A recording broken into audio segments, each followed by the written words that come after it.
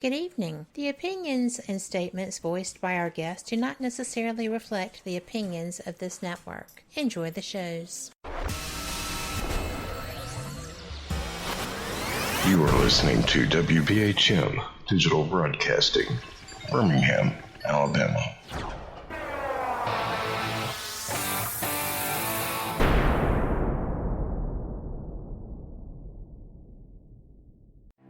Headline edition, July 8, 1947. The Army Air Forces has announced that a flying disc has been found and is now in the possession of the Army. Army officers say the missile, found sometime last week, has been inspected at Roswell, New Mexico, and sent to Wright Field, Ohio, for further inspection. Now, historic films made in the spring of 1948 and just released show Eniwetok preparing for heavily guarded and still largely secret tests of new atomic weapons. The test's purpose is to measure atomic effects on thousands of different materials, 30,000 tons of them, not, as at Bikini, to prove military effectiveness.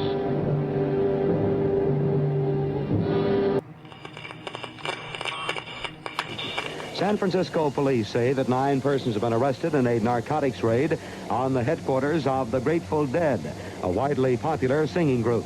2 members of the group, Rod McKernan and Robert Weir, and their business manager, Danny Rifkin, have been booked on suspicion of possessing narcotics. 3, 2, 1, 0. All engine running. Liftoff. We have a liftoff. 32 minutes past the hour. Liftoff on Apollo 11. Tower cleared. We got a roll program. Neil Armstrong reporting the roll and pitch program, which puts Apollo 11 on a proper heading. I'm going to step off the limb now. That's one small step for man, one giant leap for mankind. Well, strange lights are causing a viral buzz on YouTube. Could we have caught extraterrestrial activity on a recent newscast?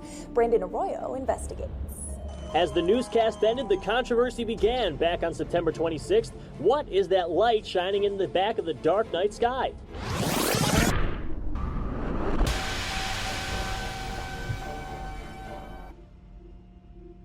With coverage reaching all the way back to 1948, for over 70 years, Fate magazine has brought you reports of the strange and unknown, all of them true.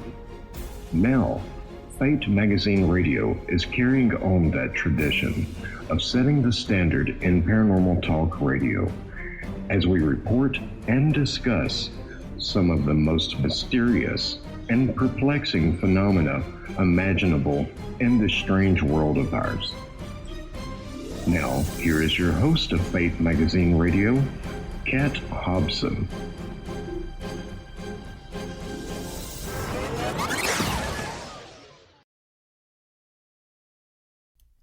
Good evening. Welcome to Fate Mag Radio, the online voice of Fate Magazine. I am Kat Hobson, your host, and I am so pleased that y'all are here tonight. You know, I have to tell you that when I reached out to Preston Dennett, it was because I've read his work. I think he's a brilliant writer. I think the information that he puts out there in his work is fascinating.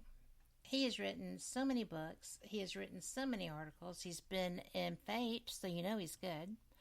He has written books about different UFO articles he's compiled. He has written Onboard UFO Encounters, True Accounts of Contact. And the book that I was reading when I reached out to him fascinated me. It is a book about a woman who has had lifelong experiences with being taken.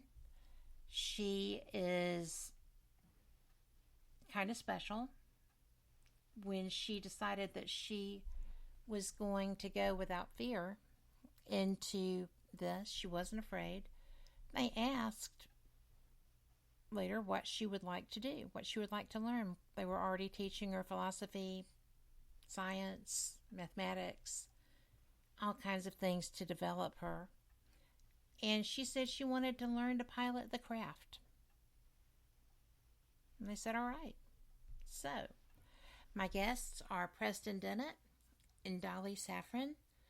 And I hope I said that right, Dolly, did I? Yes, you did. Okay. And we are going to talk about the experiences that Preston's book is based on. The book, Symmetry, is just astounding. And it's actually Symmetry, a true UFO adventure. And I would venture to say that this has been an adventure, right, Dolly? Absolutely. Yes. And Preston, how did y'all get together? I'm glad you asked. It's actually a really interesting story. Thanks, Kat. It would Kat. have to be. Yeah. I mean, it's mind-blowing even for me. I can certainly say that. Dolly reached out to me in about 2016, I believe it was, and through the internet. Thank God for the internet. It helps a lot. No doubt, right? But she was pretty wary at first. She wanted to talk about her experiences, but she was kind of vetting me, I could tell. A lot of experiencers are quite nervous about stepping forward. True. And once she sort of realized that I was going to be as fair as possible, telling her story, as accurate as possible, she started to open up. It took a while. And she really was looking for someone to tell her story. And I was delighted and really honored that she chose me. And it didn't take me long to realize that her story is really extensive. But what I found out later, she did not tell me initially, was how she reached out to me. She had decided to go public and actually told her ET contacts this. And they cautioned her about it, said this is a big deal. There could be repercussions. People might come at you. And probably people will receive you well, but you never know. At any rate, she said, no, I really want to go forward. She'd seen how this field is being badly misrepresented. I mean, there's a lot of misinformation and disinformation, a lot of unwarranted, a lot of fear. And I had come to the conclusion long ago that ETs are not out to hurt people or scare them or anything like that. So her ET contacts said, yeah, go ahead. And Dolly started going online and looking for a researcher she trusted. I wasn't having a whole lot of luck. There's, a lot of good researchers out there, but there are some who just aren't. I'm not going to name names, but well, I agree with you because, like you, I talked to a lot of them, and I would be hard pressed to name 5 that I would go to with this story. Exactly, and so she went back to her ET contacts and said, "Listen, I don't see anyone out there that I really am resonating with," and they said, "Well, here's a guy we want you to look at. You can find him on YouTube," and gave her my name. So this is what Dolly told me. I'm like, oh my gosh. Oh my gosh. You have caught their ear. The ETs know about me. And I kind of knew about it because, I've had sightings. I've had some honest to God contact myself. Well, you're a MUFON field investigator, aren't you? That's right. Yeah. Since 1988. That says something. That's a lot of work that goes into getting that. Oh, yeah. Yeah, I had to take a test, and it was not easy. No, it's not. But, when I heard that, I'm like, wow, that is such an honor. Really thrilling. I'd had someone tell me that previously. I wasn't so sure what to think of it. But after Dolly told me that, I'm like, oh, this is real. And later I had a guy in England. He told me the same thing. He said, the Greys asked me to call you. He doesn't know me. I don't know him. So yeah, they know about me. I think they know about you too, Kat. They know about all of us. And that's how Dolly and I got together. You're right. They do know about all of us. And I think that they respect the fact that, or they respect people who respect them. And I think maybe that's what caught their attention with you. Yeah, I think you're right. I mean, I've endeavored really hard to be accurate and fair with people's stories. I don't edit. It's always been my first goal to counsel and help people. So I was just honored to have Dolly reach out to me because I'm like, oh, I've got a good one here. Wow. I would have to agree with that because I was blown away. And that doesn't happen easily. Yeah, her story is the most extensive I've ever had the honor to research. Well, Dolly, when you were directed to him, was he what you expected? Yeah, actually. I saw the YouTube channel that he has, and I went into his playlists because I thought, I really want to see some of his first videos. That tells a lot about a person, how long you've been doing this and what you have to say early on. And so I found one. It was MUFON. He was giving us a presentation about healings from a book that he wrote. Oh, yes, that was fascinating. That was a while back. And when I saw him, I thought, whew, okay. And I listened to the whole thing, and I was surprised. I was pleasantly surprised because his delivery is honest. It's true. He gives the facts. Mm-hmm. He doesn't embellish people's words. He states clearly. He repeats them. It's like you would see it in quotes in writing, but he actually gives them their voice in his presentations. And I thought, this is great, And I decided, okay, I'm going to contact him. So I emailed him. And I literally thought it would take him forever to contact me back. So I just sort of put it aside in my head.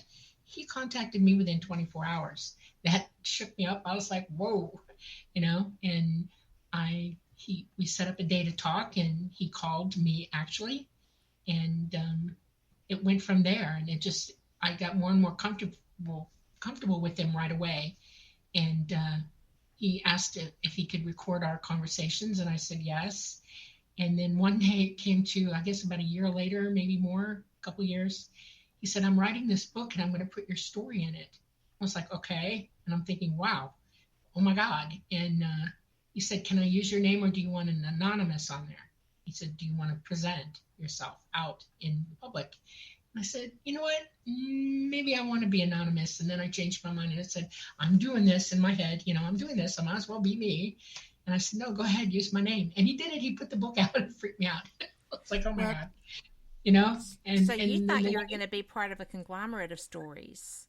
Right. That's exactly right. It's the onboard experiences. I'm in that book. Yes. And I'm still talking to him. He's still vetting me. Trust me. I mean, he was piling through my life like crazy.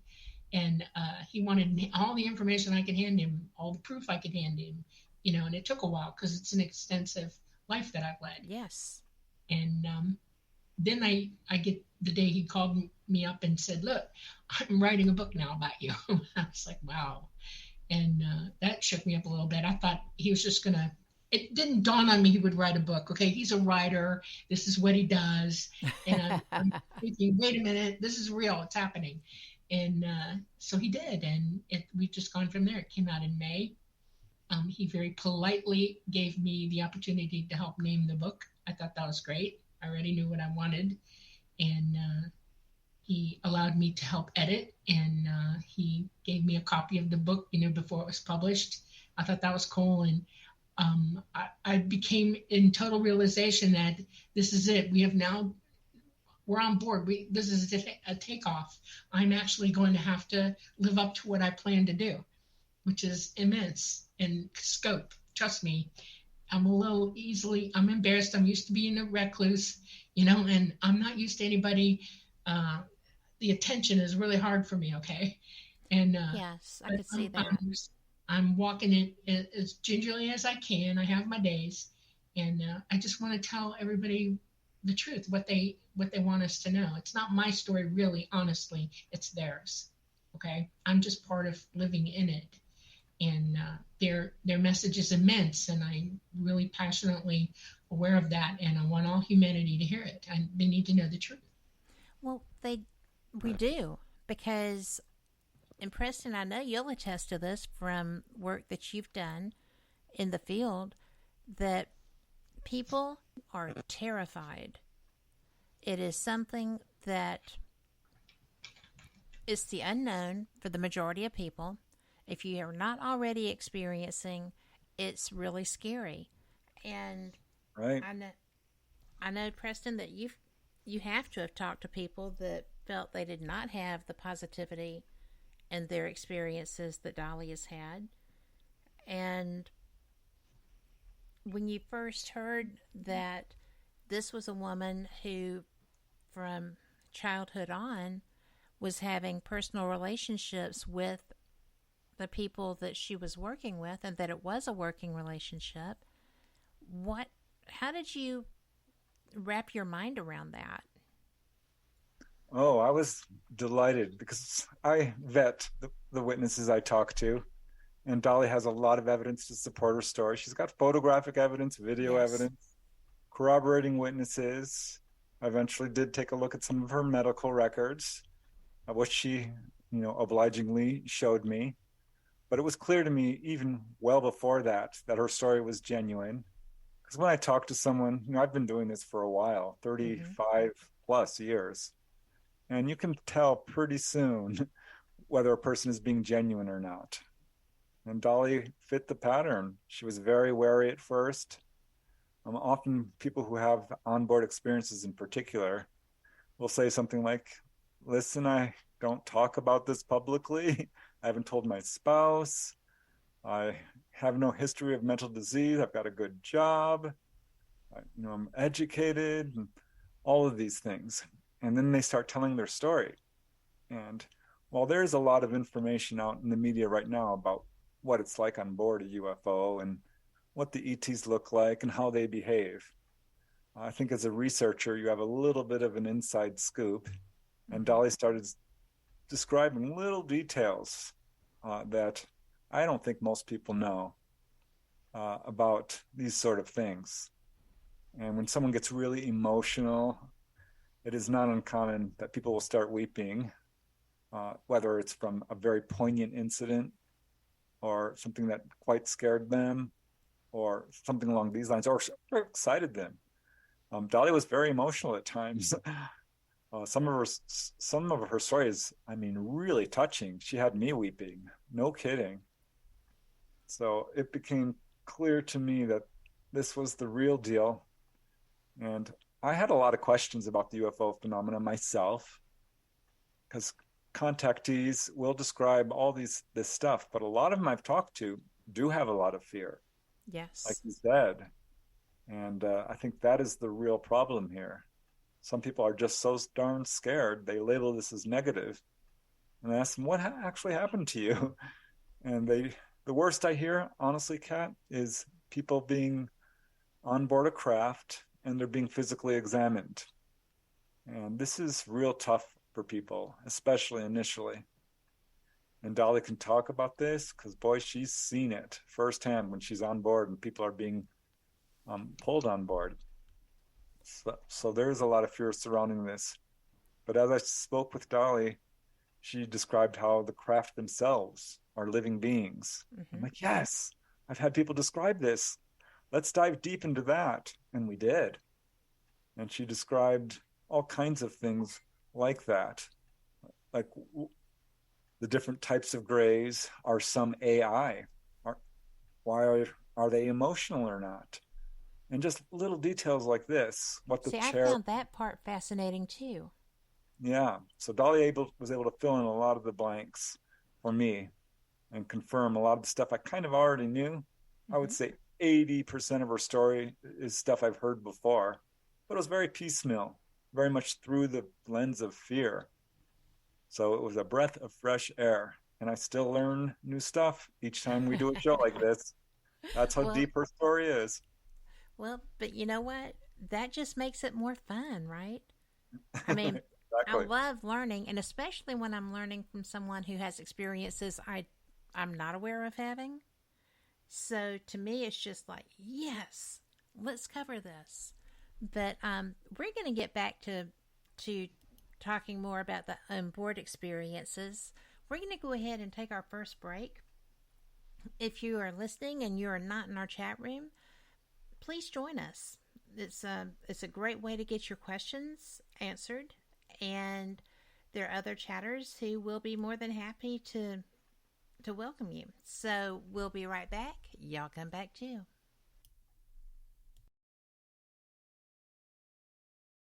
Warning, the following message does not necessarily reflect the views of WBHM-DB or its hosts, guests, listeners, or of any functioning adult in general. In fact, Frank should probably seek professional help. Listener discretion is advised. Hi there, Frank Lee here. I thought that I would spend a few moments telling you about the positivity from the network here. The overall message of para-unity and happiness, and how everyone here wants to get along with everyone out there, and how everything is just wonderful. Wait, Cat's not looking. Okay, I've got something to really tell you.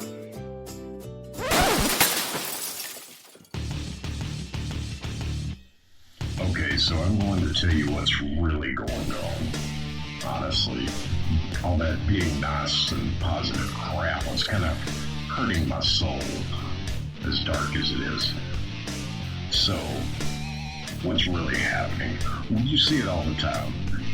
Everybody and their brother out there has a paranormal team because they watched a couple of episodes of Ghost Hunters or some crap like that. So they go and they spend half their mortgage payment on tools and things that light up that they don't understand. And then the next logical step after buying matching black t-shirts and posing like 90s rappers for their Facebook page is to, of course, have their own podcast. Well, you know what? You're not going to find that crap here. What we have here at WBHM Digital Broadcasting is the best host, the best guest, bringing you real information. All of the hosts here on this network know their stuff. They are the people who have been out there doing the work, doing actual research. And no, by research, I don't mean binge watching some kind of cheesy TV show on Netflix. I mean reading books. I mean out in the field doing the legwork. And who are they interviewing on their shows? They're bringing you the people they have learned from. They're bringing you the best in the field, covering all kinds of topics from UFOs and aliens to Bigfoot to cryptozoology to ghosts to anything you can think of a bit strange and unexplained. It is here, and you're going to get the best information here. So stay tuned to WBHM Digital Broadcasting. Don't go anywhere. Speaking of going somewhere, I've got to go before my mic gets cut. We'll see you there on WBHM-DB.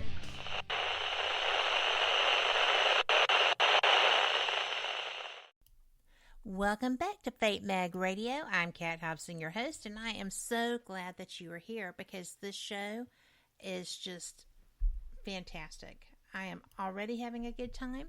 I am with Preston Dennett and Dolly Safran, and we are discussing her experiences and how she and Preston came together to share that in the book Symmetry, a True UFO Adventure. And I'm having a good time. So what we were talking about, the different grays and the AI side of that, and I have to tell you that I found that part fascinating because that's what I thought. So it was nice to have that confirmed.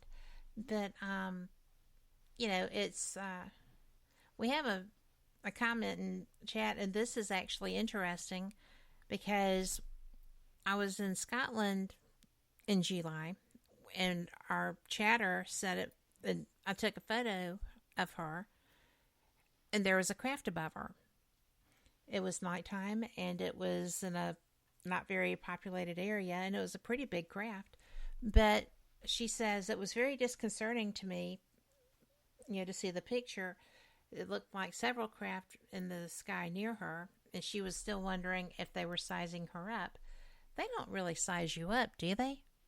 I mean, they're just watching. No, that's not how that works. They're curious. And it was last July of this year, last year, 22? Yes. No.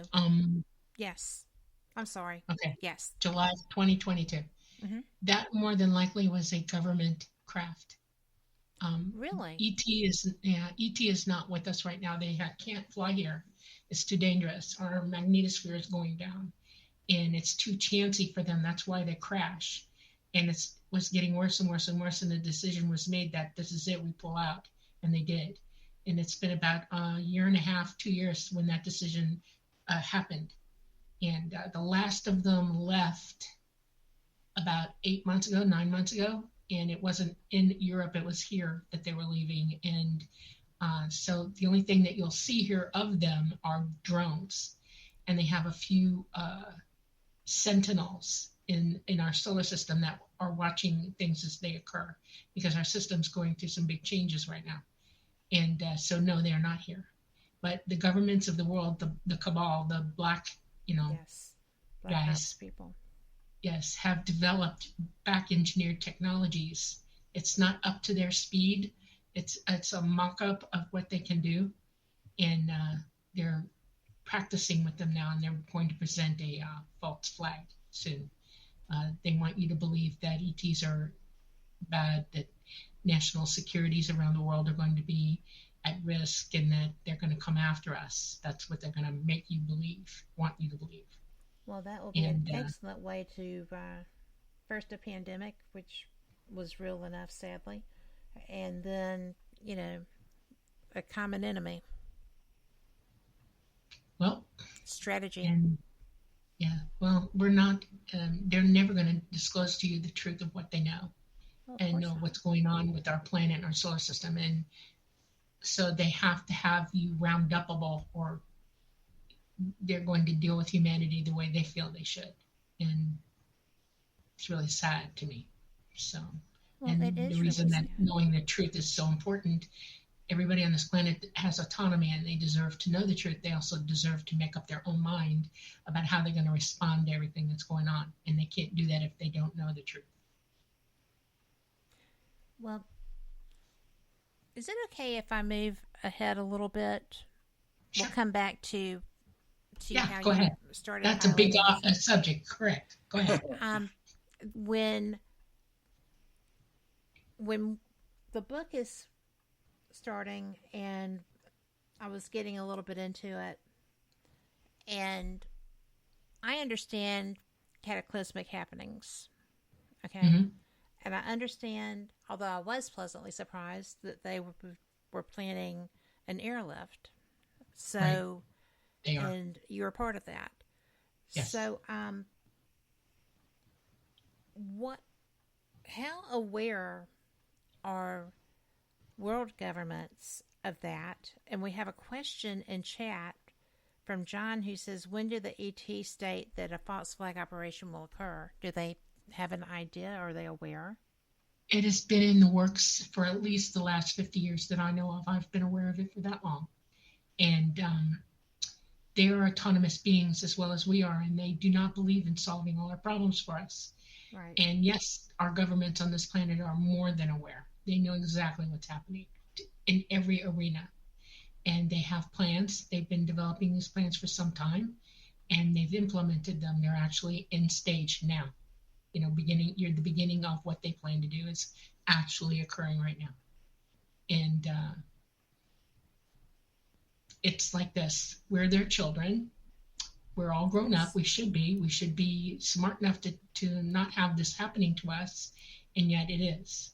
And they're not going to solve our problems for us, and they're waiting with bated breath to see if we do. Well, and me stepping up like this is a zinger, and I felt autonomous in my decision to do so, and I'm hoping others like me actually start talking soon. It's time. If you're in the sound of my voice and you know what I'm talking about, you need to stand up. I am human. I'm hybrid human, though. And it is my decision, because I am among the people here and I belong here too, that I have the right to say. And so I'm speaking. Yeah, I think this is one of the main reasons Dolly decided to go forward because there are a lot of other people out there who are having these experiences. I know there are. I've seen some of these people giving little hints on Facebook. They're fully conscious contactees, like Dolly is. And I agree with what Dolly is saying. Our governments do know what's going on. Yes. If you can find this out by doing your own research, I mean, don't believe me, but you look at the documentation going back to the early 1940s. That's how long they've known. And this false flag is quite a bit of buzz in the UFO community. And I would point to an early operation of this as the Colares, Brazil encounters, which I don't know if you know, but they were fairly horrific, with beams of light coming from these craft, which did damage to people. And there was an investigator on this case who ultimately came to the conclusion that this was, in fact, a government operation, not ET. And if you look at the actual incidents, there's no one reporting any ETs at all. This is purely craft. And I think they were government.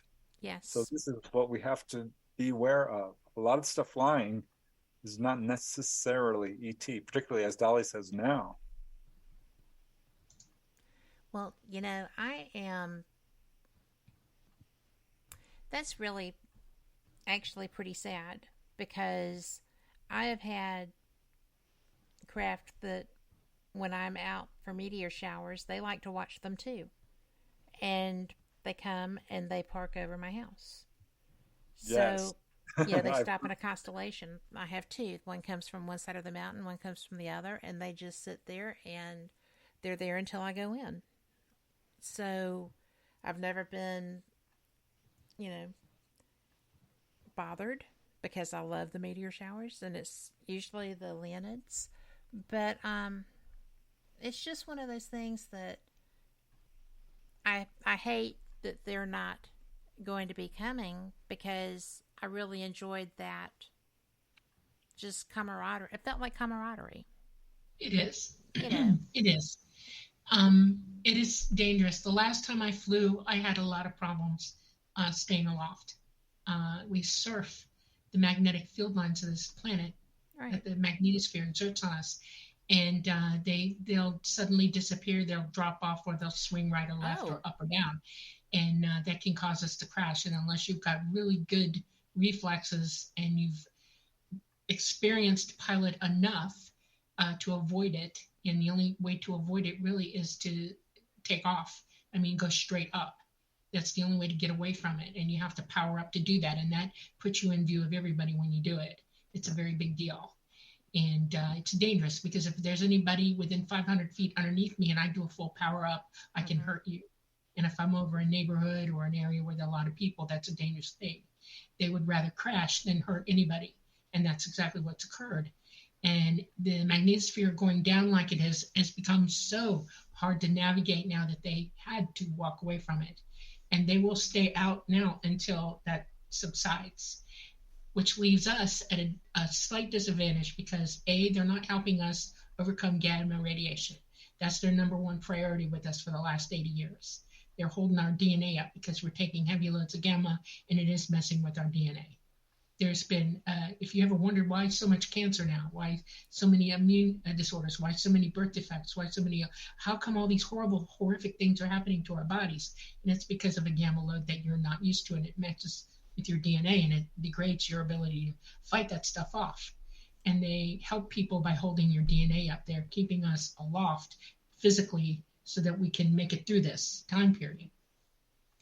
We have not been taken off planet yet because of our ridiculous attitudes about everything.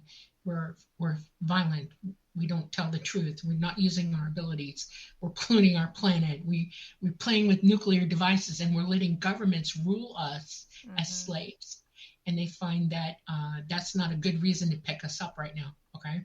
We have to work our problems out. They're displays to everybody on Earth, and they are many. If you want to know about disclosure, it's already happened. They are apparent. You've seen them. Everybody has had at least one sighting in their lifetime, and if they haven't, I'm surprised, okay? You don't have to have a government tell you they exist. You already know. Most of the people on this planet do. But we're trained not to believe anything. We're trained to be paranoid. We're trained to fear everything. We're trained to argue with one another and not listen to what the other one says. There's no consensus or agreement here. That's our biggest problem right there. And they can't take us yet because of that. So they're waiting for us to wake up. And my message to everybody absolutely is wake up. That's their number one voice to me about y'all. You all need to open your minds. You need to stop worrying. You need to put down your daggers against each other. Y'all need to understand that we are all one and that love rules. Love fixes everything. Love is the way.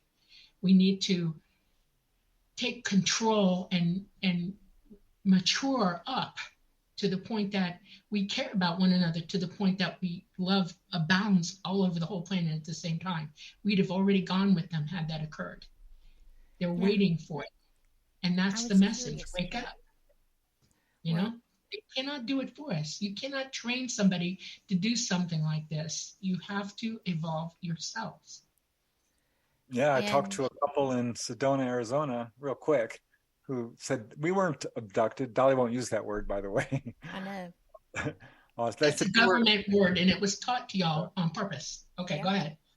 They said they were invited on board, and he was healed. This is a couple. He was healed of carpal tunnel syndrome and a bad knee.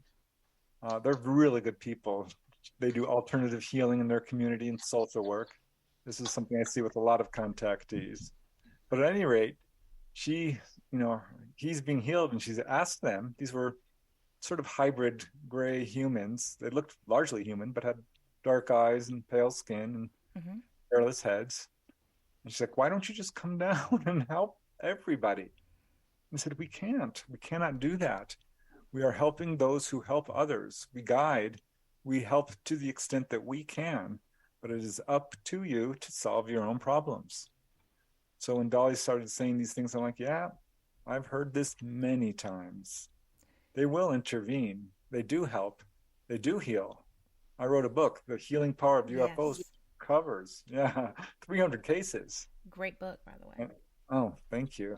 Yeah, and Dolly can talk all about how people have been taken on board and healed. She herself has. But I think this just speaks towards, people are asking, why don't they just land on the White House lawn? They're nicer than that. They're not going to upset us.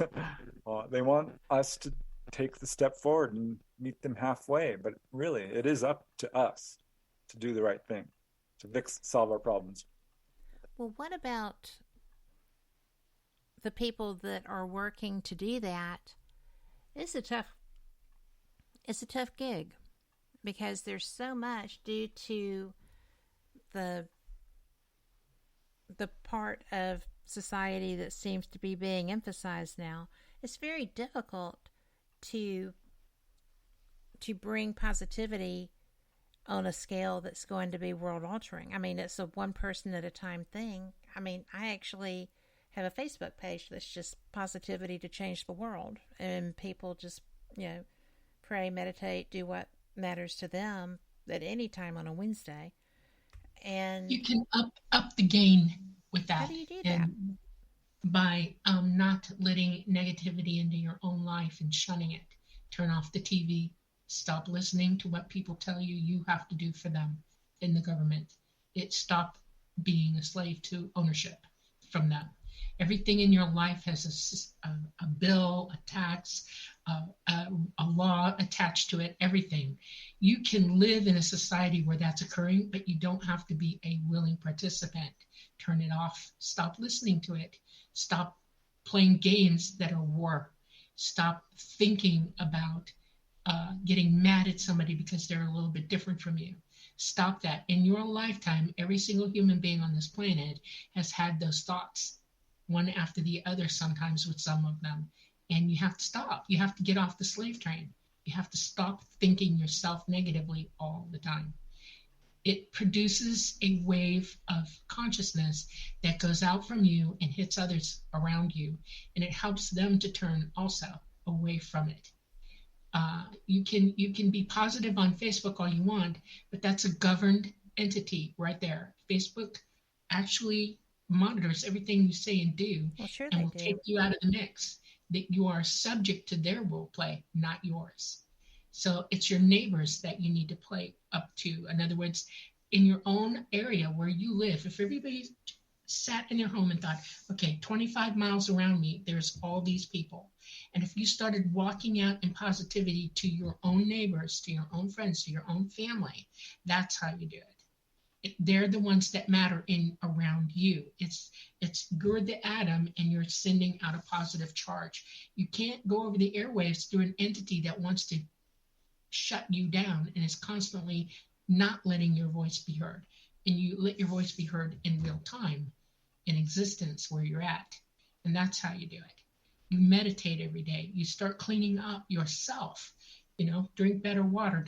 Don't put calcium or, fluoride into your body. It's messing with your pineal gland, and your psychic ability is held in check with that stuff. You can't use it.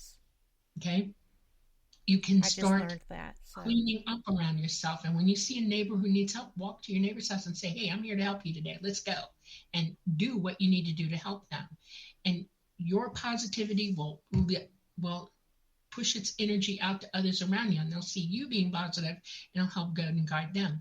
Wherever your children go to school, be positive in their schools. Go to school and volunteer.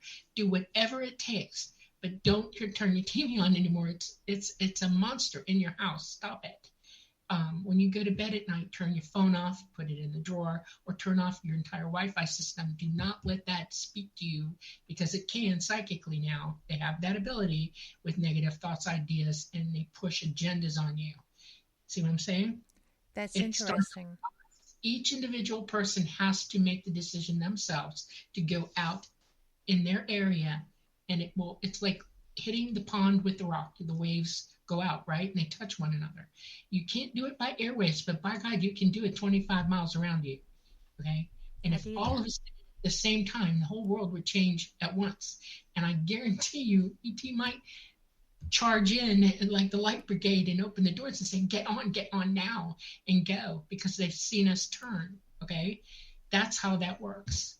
We don't have a lot of time, and the work is now. Everybody needs to hear this and be given the choice, and it is a choice. Which way do you want to go with this? This is happening, and these are your choices. What do you want to do? Make up your mind now. It's time. There's too much delusion going on, because you're taught to think delusionally, okay? The government's not going to tell you the truth about anything, and that sways you from the real truth. Your psychic ability will play into that and tell you that's a lie, don't believe it. It'll give you that gut sensation of, I need to figure this out. I'm going to start looking things up. Don't go to Wiki, please. Go to the library and look it up in the book. Okay? There are places you can find information that's not on WikiLeaks, okay? Or gossip. Gossip is the worst kind of lying method there is, and you don't know you're doing it because you're repeating something that you don't have the facts. The facts matter. In truth, research is your friend. Matter. Yes. So that's how you do it. And I mean, if you got a dog that needs help, you see one walking down the street and it's all messed up, pick it up, help it. This is the kind of positivity that matters. This is the one with the most energy in it. And that's exactly what I do. But we have to take a break. Okay. And we're going to be right back. Everyone listening, y'all come back too. And if you have questions, just let me know. We'll be back. You're listening to WBHM Digital Broadcasting, the best in paranormal talk, only on Paranormal Experience Radio, broadcasting live out of Birmingham, Alabama.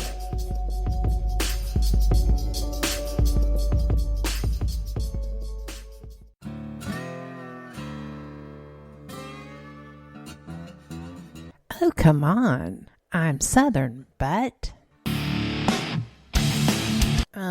Nope.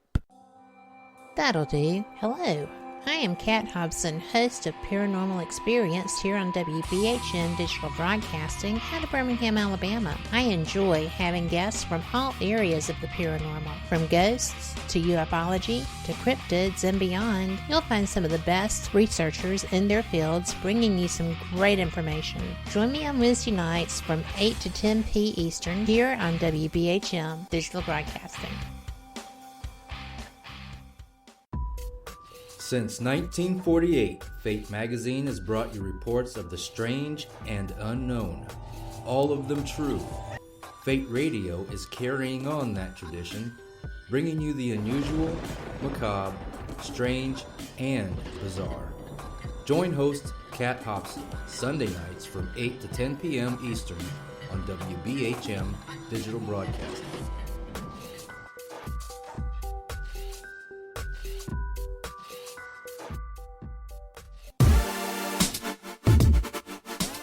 You're listening to WBHM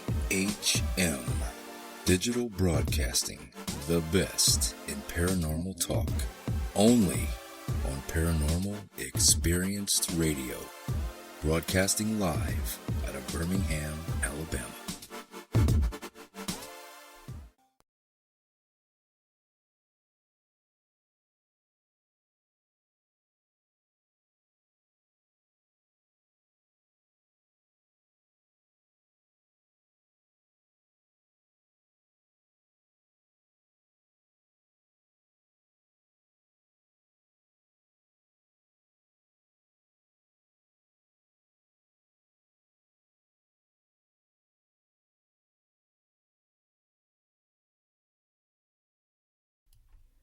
And we're back. Sorry for that minor delay. But, when you're getting good and positive and important information, you roll with that so that you can figure out the best way to share it with your listening audience. And True. That's where we were. And Dolly, we were talking about positivity and faith and the fact that that's not always going to protect you when you are facing a true, kind of existential moment. If Crisis. Somebody is breaking in on you, if you are in true danger. Right. And whether it's physical danger of losing your home because of some sort of regulations or, this type of thing. So, we've got some really good questions that are going to be coming up in chat, but I feel like we need to address what we were talking. Faith is good up to you understanding yourself and what you're capable of understanding. Faith in yourself is paramount. Faith in your abilities, faith in what you understand, your wisdom, what you know. Faith in using your innate ability, your psychic ability to know things that are important to you and everybody else around you. That's where faith is paramountly important. If you have faith in a God who is not here and does not rescue people on the spot when they need it, although some people are deluded to think so, it's disturbing to me. And people have been taught this. And I don't want to get into semantics, but prove to me I'm wrong. Right. Show me, okay? The truth is that we're in a 3D heavy gravity third dimensional existence. And if you jump off a cliff, you're going to go splat. That's a fact. And it is also a fact that if somebody raises his hand to rend you or come after you, if you're deaf, dumb, and blind and don't see it coming, that's on you, not the other person who's doing it. They're getting away with it. We have to take responsibility for ourselves. We have to know for ourselves what we're capable of, where we're going, and to see into what is real and not real, and the truth and not the truth. That's where faith is the most important with each one of us. That's why developing your abilities, your psychic abilities, is also paramount. ET stresses this, wholly stresses this, to wake up. Because nobody's telling you the truth here. Nobody. You have to ferret this out for yourself. And your innate abilities are a huge tool in whether you're successful at understanding what you're looking at and knowing the truth. Yeah, and people need to remember we are all one. This is one of the messages they gave to Dolly, to many contactees. We are you, you are us, we are all one. And I don't mean to sound idealistic or optimistic. I'm optimistic by nature, but love is the answer. It really is. And in fact, this is exactly what Quazga, who is a gray ET in touch with Betty Andreasen, a very well-known contactee, who unfortunately, sadly, recently passed away. But Quazga told her, love is the answer for humankind. That's a direct quote from a gray. And yeah, I think it is, because just think, if we allowed love to guide our actions with every decision, it would be a different world. You know, I have to share with y'all, and as I was reading the book, this struck me, and I felt like I needed to share this. But when, Preston, I know that you're a ghost hunter. Dolly, I don't know what your opinion is on that, or what your education and experience is with that.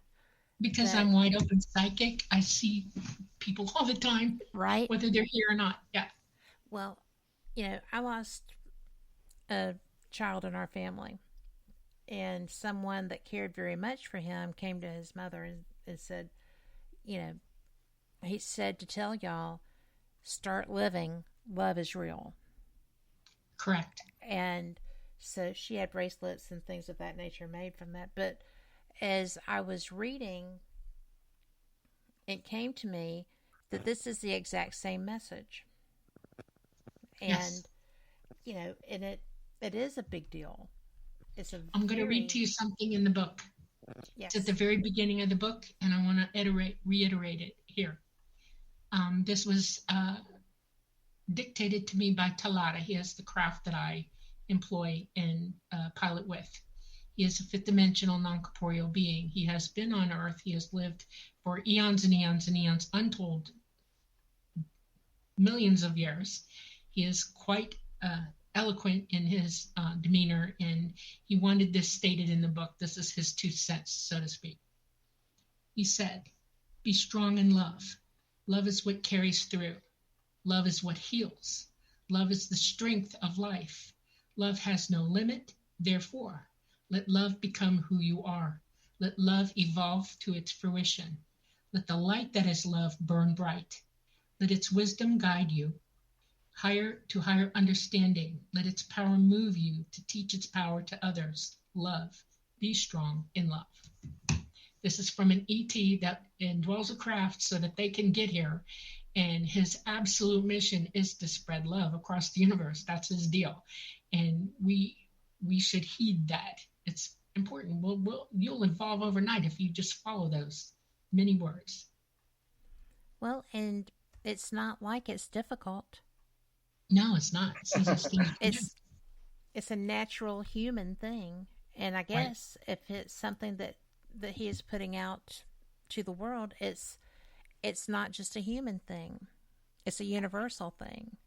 Yeah. Humans are throughout the universe. You have DNA. Oh, yeah, you did say that. All living beings have DNA. You can't exist without it. That is the symmetry of our universe. We're all related to one another. We just look different. But the humanoid genome is real, and it exists everywhere. And yes, when I say they are our progenitors, I'm not kidding you. We are dead up related to them. We are their family. They are ours. And you bet, it's all through the universe. Love exists everywhere. Yeah, and that's true with the Greys as well. It's funny because I talk to a lot of people, and they say, well, the ones that I was with didn't seem that emotional. And others will tell me, I had the most loving experience of my life. It was like holding my baby for the first time, or getting married. The Greys are absolutely emotional. However, there are some that you might not perceive that way, little gray AIs, and that's where I think a lot of the confusion lies. And Dolly can clear this up in a couple of sentences. But absolutely, the term extraterrestrial, alien, is even worse, because they are not that far removed from us at all. We are them, they are us. We are all people. Yes. The AI are not autonomous as we are. They are instructed. They're intelligent enough to do as they should, and they know what their jobs are. They're mostly needed to be in deep space for great periods of time. Space is a dangerous place. It's full of gamma radiation. It's everywhere, and our DNA derazzes under gamma. So the ETs themselves who do come here come through light gates. They come within seconds of where they're at to get into our magnetosphere so that they're protected as well. Deep space work is done by the AI. They're educated, they can do it. They are biological AI entities. They have no soul. They can be turned off when not in use. And they really have a hard time with emotion. They seem curious. They'll ask weird questions. They'll look at you funny. And I've been around them enough to see that there's some sort of weird sense of humor that they've developed over the eons. And I recognize it when I see it. And they just don't show emotions like we do at all. That is just so fascinating. And we have different questions as we go through. We're going to probably address them in the second hour when we come back because it's deep. But, I had been concerned because as I've spoken with different people, because this, as I said, this is a topic that I care a lot about and that I'm very interested in. And I think it's because I have experience in it. But I was so disappointed because I personally consider Fukushima an extinction level event because we can't contain it. Nothing we send in there is standing up to it. Although now there's I can't remember what it is, if it's lichen or if it's some sort of organism. It is some sort of organism, obviously, that is actually eating the radioactive material, although they're microscopic, so it will take eons for that to happen. But, and I had been like, we are failing miserably at taking care of where we are. So, and there are, twin tower nuclear facilities, triple tower nuclear facilities. And I sit there and I look at that and I'm just like, this is not well thought out. We can't fix these things when they go out. It's not responsible. Power, ego, lust for power, or the idea that you are in power and you're immune to anything that if you decide to do it, you're still immune to any consequences is wrong thinking, stinking thinking, as a matter of fact. And so there are huge egos on this planet and power brokers who have mistakenly decided that this is a doable thing, that they can control it. And the funny thing about that is that our solar system, our planets, our galaxy, the entire universe has its own ideas about what works and doesn't work. And the first thing that you have to know is that this planet is not going to exist as it is, ever. It changes constantly. It goes through cycles. We're going through one now. We're at the end of one. And it is cataclysmic. It will reform itself. It will explode. It will be destroyed, and it will reform into something else. We are consequential bystanders in that. The only reason we are here is because we came here to learn. We came here to experience physicality, to gain wisdom, not stupidity. And playing with nuclear devices is a very dangerous thing. It not only affects us in the third dimension, it rips through all 12 of them in the same space that we're at. It is dangerous, and they know it. And they've had to react to that on multiple occasions, and it's not happy for them to know that we're being this dumb. This is number one on their bucket list, okay? We got to stop. We have to stop because we're killing ourselves. We're killing everything around us, the animals, all of it. We're polluting everything with it, including dimensionally. And like I said, we are the worst engineers of our own fates because it's up to us. This is our planet. This is our lives. This is our time. This is our autonomy. And we are a community that's supposed to be working and living together in union to evolve. And we're doing a really not so good hot job of it. I would agree. Now, karma is interesting. Some people don't understand what karma really is. They have an idea, but they don't get it. Your karma is not instituted by a higher power. There is nobody in the universe that's going to point a finger at you someday and say, you did this, this, and this, and this is your punishment. Nope. You're your own karma. Everything you do, you're responsible for it, and you call yourself to it.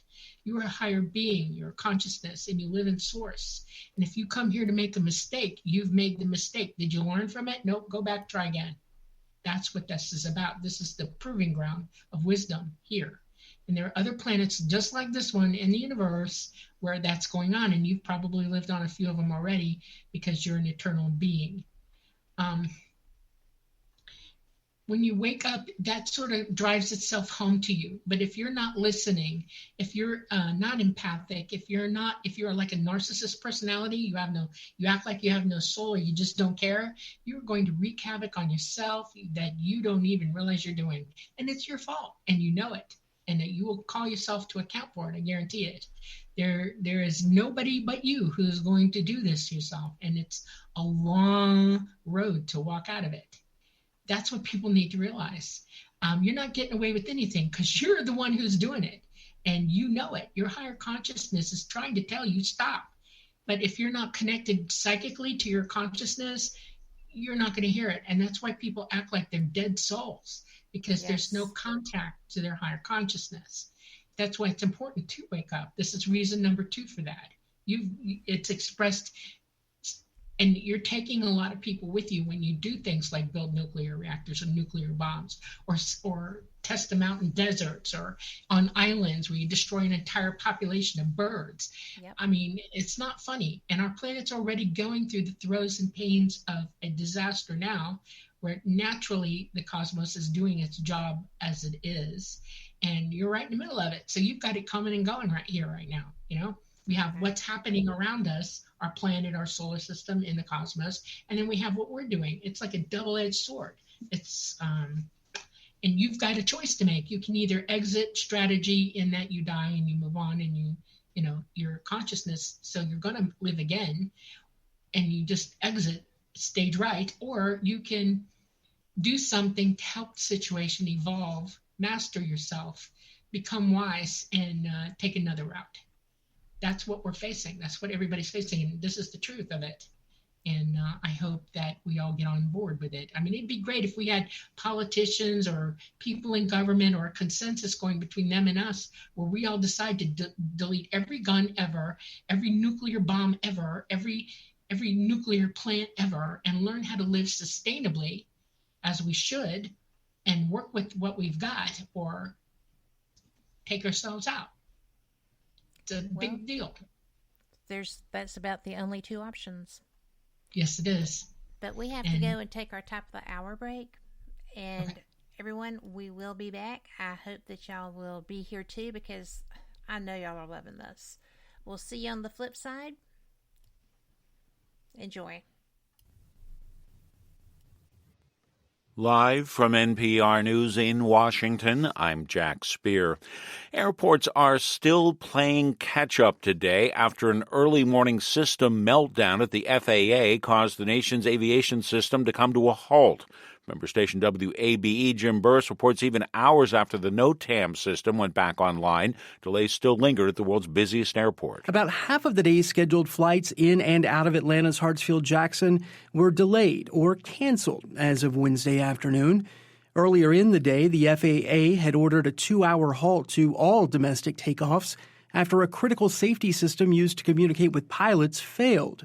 But because of severe congestion in local airspace, officials lifted the stoppage for Hartsfield-Jackson and Newark International after about an hour. The FAA continues to investigate, but has given no further details on the outage's cause. For NPR News, I'm Jim Burris in Atlanta. Officials are still deciding next steps for a 6-year-old boy who shot his teacher at a Virginia elementary school. Ryan Murphy with member station WHRO explains. The child so far has not been charged in the shooting that wounded his 25-year-old teacher in her first-grade classroom. The boy is currently being held at a medical facility under a temporary detention order. That's the same legal mechanism used to hold people who are experiencing a mental health crisis. But those orders do have an expiration date. Newport News police say the hold was authorized for 96 hours. They won't say when the hold was issued. The boy was first taken into police custody Friday afternoon, so time is running out. Once the hold's expired, some kind of court proceeding will have to occur, either to press charges against the 6-year-old or to direct him to further services. Legal experts told WHRO it's extremely unlikely that a child this young would be criminally charged. For NPR News, I'm Ryan Murphy. Guitarist Jeff Beck has died at the age of 78. According to a statement, he died yesterday after contracting bacterial meningitis. Beck replaced Eric Clapton in the Yardbirds, helped launch Rod Stewart's career, and became a guitar legend to legions of fans. NPR's Andrew Limbong has more. Rock, funk, or jazz, whatever Jeff Beck was playing, you could tell he loved the guitar. In 2010, he told NPR about his purist's approach to the instrument. The guitar has always been abused with distortion units and funny sort of effects, but when you don't do that and you just let the genuine sound come through, there's a whole magic there. Jeff Beck was born in a London suburb in 1944. As a kid, he heard Les Paul, and that was it. Unlike many of his Guitar Hero peers, Beck shied away from the spotlight, preferring to let his guitar do the talking. Andrew Limbong, NPR News. Stocks posted gains of nearly 1% today. The Dow was up 268 points. You're listening to NPR News. Australian Cardinal George Pell has died in Rome of cardiac arrest. He was a leading Catholic conservative. NPR's Sylvia Poggioli reports Pope Francis paid tribute to the man who had served as his economic minister. In a telegram to the Dean of the College of Cardinals, Pope Francis hailed Pell as a faithful servant who, without vacillating, followed his Lord with perseverance even in his hour of trial. It was a clear reference to Pell's imprisonment for more than a year on child sexual abuse accusations in Australia before he was fully acquitted. Pell died of cardiac arrest following hip replacement surgery. In his message, Pope Francis thanked Pell for laying the groundwork for Vatican financial reform with determination and wisdom. Pell lived to see his Vatican rivals charged with financial crimes, while in Australia he was a lightning rod on the issue of Catholic Church accountability for clerical sex abuse. Sylvia Poggioli, NPR News, Rome. Buffalo Bills safety Damar Hamlin has been released from a Buffalo hospital after his doctors say he completed a series of tests after collapsing on the field a little over a week ago. Hamlin had to be resuscitated on the field after his heart stopped following what looked like a relatively routine tackle. The 24-year-old Hamlin was transferred to Buffalo this week after spending last week recovering in a Cincinnati hospital. Still not clear when or if Hamlin will be able to return to the NFL. Crude oil futures prices continued moving higher, with oil up more than 3% today. Crude oil futures gained $2.29 a barrel to settle at $77.41 a barrel in New York. I'm Jack Speer, NPR News in Washington. What's happening on NPR Podcasts? More neighborhoods. More identities. And more perspectives. The more of the world that you hear, the more you hear the world as it really is. NPR Podcasts. More voices, all ears. Find NPR wherever you get your podcasts. Welcome back to WBHM Digital Broadcasting out of Birmingham, Alabama. The time is 5 minutes after the hour. Welcome back for the second hour of Fate Mag Radio, the online voice of Fate Magazine. I'm Kat Hobson, your host, and as you know, our fearless leader has suffered a medical issue. She is healing, but if you are needing to renew your subscription or get a subscription, there is some fantastic back issues available. You can get the books that are out there. And all you have to do is go to fatemag.com, and it is fantastic. You will find all kinds of interesting articles. I just got a first edition for my birthday last year, and I am so excited. You can find everything. And if you need to fill out your collection, all you have to do when she's back is let Phyllis know what you're looking for. She'll know where that story is. She's astounding. But just check it out. And my guests tonight are Dolly Safran and Preston Dennett. And we are talking about, we're actually talking about all things relevant to Dolly's work with UFO visitation and driving craft to go and experience things that I found truly fascinating. Some of her experiences are fantastic, and Preston is who has written the book Symmetry, a True UFO Adventure, that talks about Dolly's experiences. And I'm going to tell you that Preston has 43 titles if you're looking for something to read on Amazon, and they are just brilliant. He is a UFO researcher. He is a field investigator for MUFON. He's a ghost hunter. He is just, he's just the whole package. It's something that you guys do that I am fascinated by because it wigs me out a little bit. I am not that open as maybe I should be to out-of-body experiences, but y'all communicate that way. Or have. Yes. I think that's cool, guys. Oh, it's so awesome. I remember the first time it happened because, I did get really into OBEs, astral projection. I thought, you know what? I think I'm going to go try and visit Dolly. I wonder if she will see me. I didn't really expect her to because no one has ever been able to see me when I, will go to visit family members or friends or whatever. You're like a ghost. Yes. So I just kind of did it on a lark. I didn't tell her. Maybe I should have, because what happened was pretty funny. Goodness. I came out of my body one evening, and this is, by the way, something anyone can do. There's nothing really that special about it. We all do it every night. And if you set your intention, it works a lot better. So I popped out of body. I'm like, this is what I want to do. I'm going to go visit Dolly. And I was in California, and she was, I believe, in Florida or Georgia. Yes, Florida.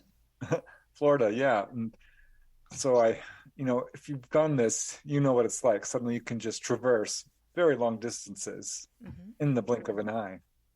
And I found myself coming down into this room. And I'm like, oh. And I saw Dolly walk in through the door. She had the phone up to her ear, her cell phone. And suddenly she whirls around. I see her hair spin in a circle. And she stares right at me. And her eyes go wide. And I'm like, oh my gosh, I think she can see me. And she speaks to me, looking right in my eyes, and says, I can't talk now. I'm being robbed. Oh. And my first thought was, oh no, this is terrible. And strong emotion, if you've ever done OBEs, will pull you right back to your body. And it did. It cut it short. And at that time, we were speaking pretty much daily. Well, we still do. She called me up, or I called her. I honestly don't remember, one or the other. And I called you. All right. Yeah, we're talking. And I'm like, well, she didn't bring up being robbed, so I guess I must be wrong. Maybe I'm dreaming the whole darn thing. I was kind of upset because you sort of, I know it's real, but it's nice to have confirmation. And I could have sworn she looked at me. Then finally, after, didn't take that long, 10 minutes in, she's like, oh, I saw you last night. I'm like, you did? Really? Because you were looking right at me. And she's like, yes. And I'm like, you were on the phone, weren't you? And she says, yes, I was. I'm like, what did you say? Because I heard you say something to me. And I wanted confirmation, so I wasn't going to tell her. Well, sure. She says, oh, yeah. She says, I spun around, I saw you there. And I have all my hair back, by the way. I'm pretty much bald, but when I'm out of body, I look good. She remarked on that, and she said, what I said was, I can't talk now. I'm on the phone with Rob. There I'm you like, go. oh, okay, Rob. Much better. That's the word I heard. So yeah, that was our first kind of, that's not a shared OBE, but she saw me, and turnabout's fair play. She didn't tell me this either, but she came to my house and surprised me. I was asleep in bed and sitting in my room. Oh, it was so cool because I'm asleep, really. And something in my room fills with this bright, golden, almost divine light. And I'm like, what is going on? And I open my eyes, and Dolly's standing next to my bed. Full color apparition. I can see her. And she looks great, too. And smiling from ear to ear, her eyes dancing merrily, laughing, kind of. I'm like, wow. So that was just the beginning of it. We've since had shared views. Oh, it's delightful. It's amazing. I can't urge anyone enough to try this and have OBEs. it will change your life. Well, it also saves on airfare.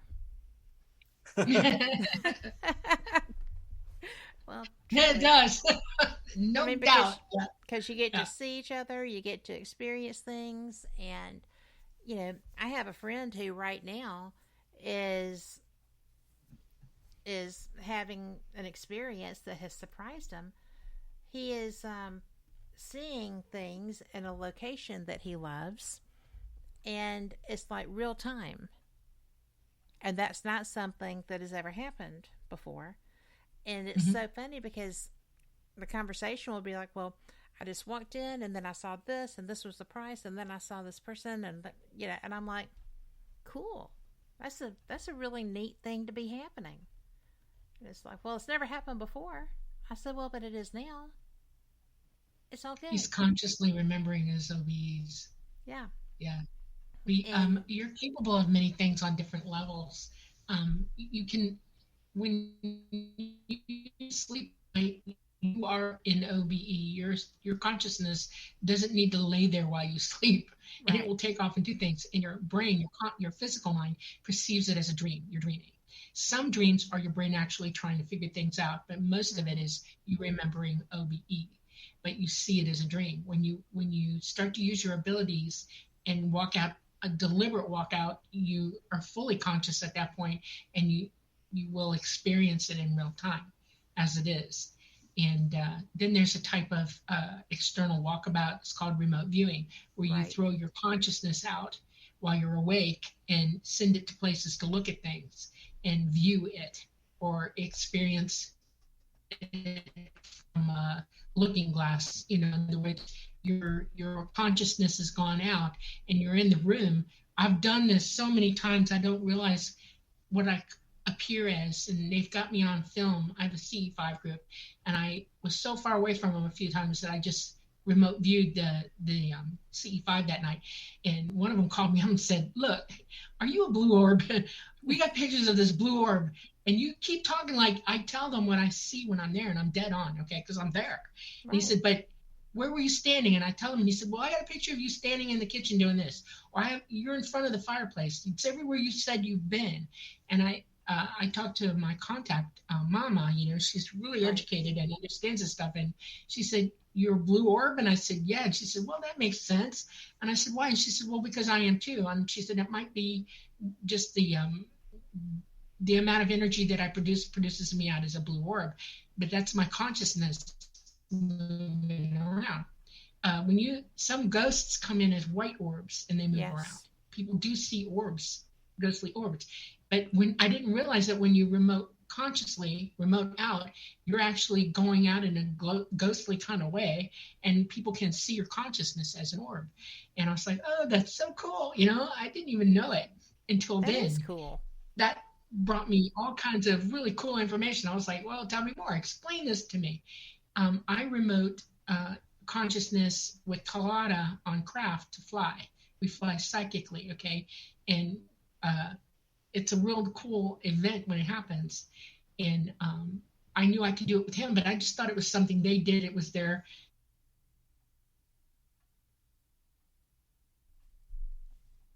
With their...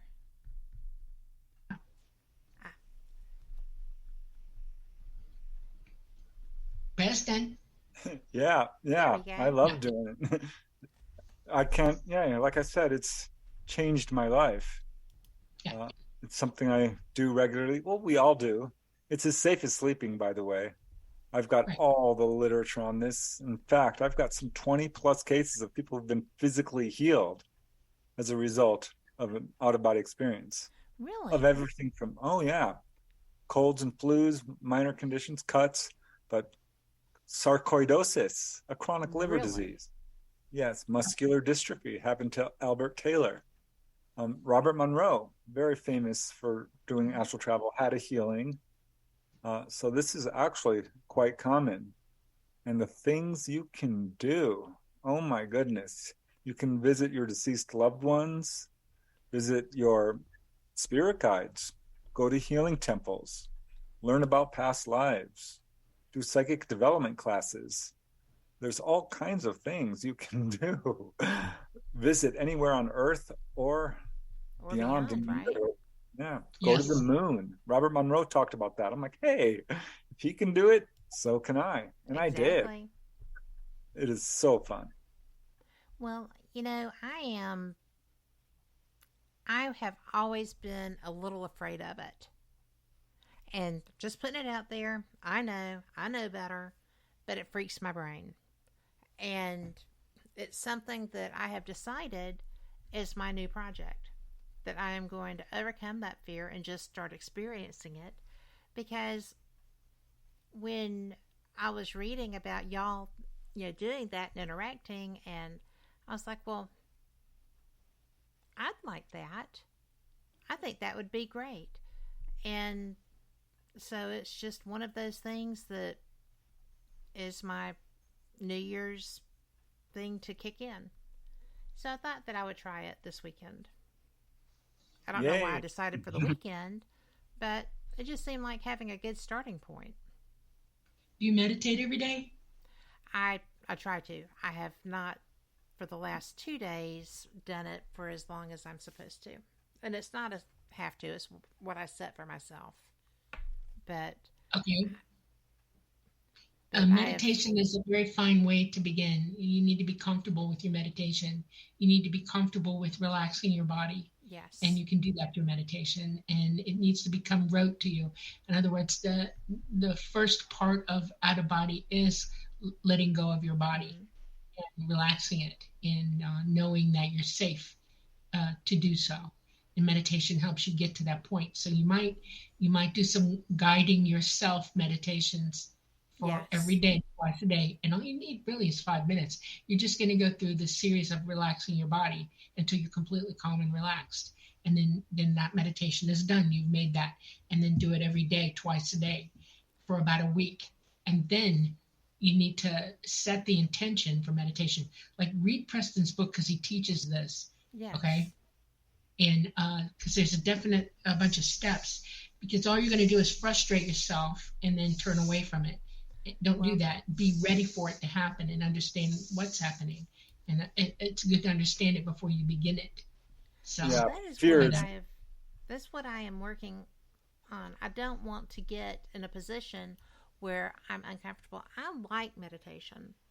The very first time that I set a conscious goal, I was sitting, I had my light around me, and I was sitting on my aunt's childhood front porch, just enjoying myself.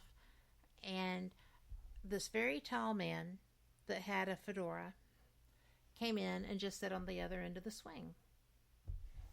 And I was like, this is my meditation. Who are you? And I mean, I didn't go there, but I was pondering. And I just brought my light in a little tighter. I just assumed that it was her dad, right? Mm-hmm. And because I was very close with him, we loved each other very much. And so I wasn't flipped out because there was a tall man in a hat that came in and sat down with me or anything. But it kind of surprised me because when I shared that with someone that was kind of trying to mentor me through getting started with this stuff, and just so people know, you don't need a mentor for this stuff. Just do you. It'll work much better. You'll be happy. Yeah, but it's a natural human thing. It really is. It is a natural human thing. And, that's what daydreams are made of. When you're a child and you don't know that you're meditating. Yeah, there's three main obstacles for people. Honestly, it's skepticism. They don't think they can do it. Mm-hmm. It's laziness. They don't take the time to try it. And fear. And there's no need to fear. I can tell you this for sure. I've studied this. I really have. You have a silver cord that will pull you back into your body instantly. You have people out there waiting for you. Your friends, your deceased loved ones, your spirit guides. It's going to be fine. It can be a little scary the first times you're out, but boy, it is so worth it. I was worried that my string would break. No. You when can I travel first started. so far. Believe me, I've traveled beyond what Well, I thought I could do. the stuff that you've described, I'm sitting there and I'm like, I want to see that. I want to experience that. And there is a little tinge of fear all the time. So, not all the time. It's getting so much less. But I have been slack the last couple of days. I had to have some testing done and all this stuff. So, and actually, I don't know about y'all. You probably don't. But I find that if I'm doing something that I'm uncomfortable with, I tend to just lock down. I will not do the meditation because I'm late. I have to get there. I'm doing this. I'm doing that. I talk myself out of it, which is nuts because it's so healing. And I am, now that I have actually realized that and said that, that won't happen again. Well, it might, but I'm not planning for it to. I'm planning to be much more steadfast. I have... Go ahead. When you set an intention and you follow through with it, to set an intention is important to remember also to delete all distraction from you, around you when you're intending to do something. When you do that, it's easy to walk into what you plan to do. If you're being bombarded constantly by other things, you tend to want to go pay attention to that. Our attention spans aren't really good here. You've been taught to do that. It's like you're multitasking, and that's the one thing you have to drop when you meditate or when you OBE. Let it all go. Thank you, Dolly. Okay? You're welcome. Because I do that. I'm a great multitasker, and a lot of times when I do that, I don't accomplish any of the things. Or not well. I don't do them as well as I could. I think that's universal. Yes, we all do it. Trust me, even me. It's a human thing. But you have to really intend and then drop all distraction, Right. And that's that's the first two steps. Intend, get rid of all distraction, relax, and then see yourself leave your body. See yourself sitting up out of your body and get up. And you might, Preston has described this. It happened to me when I was really young a couple times, but I'm past it now. You feel a little energetic tingle or outright shock leaving your body. Don't be worried. That's not a big deal. It's just you leaving the matrix of indwelling that you're living in. You're indwelling it. And it's a little bit of an electrical conduit kind of thing that you got to get past because it holds you in, form it. And once you get up past that, though, and you're used to it, it's easy. And then there's all Preston could talk all day and night. He's like the expert. I've been OBE my whole life, and nobody taught me. I just knew how to do it. And I've thought, how do I teach this? And then here Preston's got this book. I start looking at it, and I'm like, oh my God, he's the expert. Go to him. He's got all this, yeah. Yes, absolutely. What's interesting is this is connected to UFO contact. It doesn't surprise me that Dolly has been able to do this since a very young age, because this is actually a part of being a contactee. Contactees, as a general rule, will experience astral projection because the ETs teach this. They teach psychic development. This is a big part of their goals, to wake us up to all these abilities. So contactees are usually profoundly psychic and will experience a wide variety of paranormal events. And people come away from contact doing all kinds of stuff. Healing is really a big part of this, but astral projection, precognition, remote viewing, levitation, honest to God, actual physical levitation. I was looking at your book on that. Yes, I'm telling you, contactees report this all the time. It happened to Dolly. Yeah. They are trying to wake us up to our own abilities. Mediumship, I could go on. This is absolutely not supernatural or paranormal, really. That's just a term we use. Mm-hmm. It's natural. It is an innate ability. Exactly. Yes.